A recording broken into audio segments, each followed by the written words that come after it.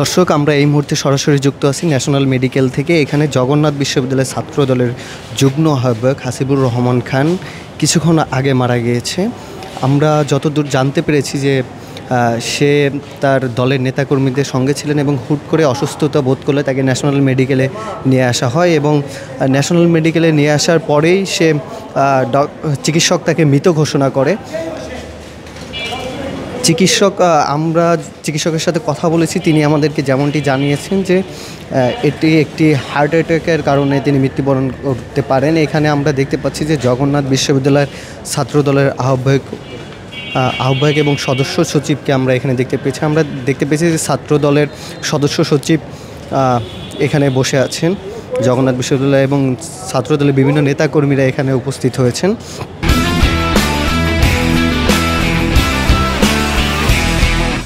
আমরা তাদের সাথে কথা বলে যতটুকু জানতে পেরেছি যে তিনি অসুস্থতা বোধ করলে তাকে ন্যাশনাল মেডিকেলে নিয়ে আসা হয় এবং তার পরবর্তীতেই তাকে মৃত ঘোষণা করে এখানের চিকিৎসক। আমরা এখানে একজন চিকিৎসকের সাথে একটু কথা বলবো, যে দায়িত্বরত যিনি ছিলেন, যদি একটু কথা বলেন যে কি হয়েছিল আসলে ওনার।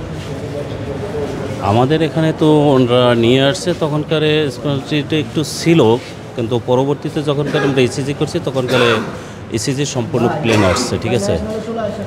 সম্ভবত উনি হার্ট অ্যাটাক করে মারা গেছেন, এটাই।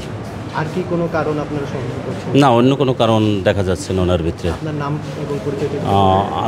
আমার নাম মোহাম্মদ রুহুল আমিন, আমি এমার্জেন্সির ওয়ার্ড বয়।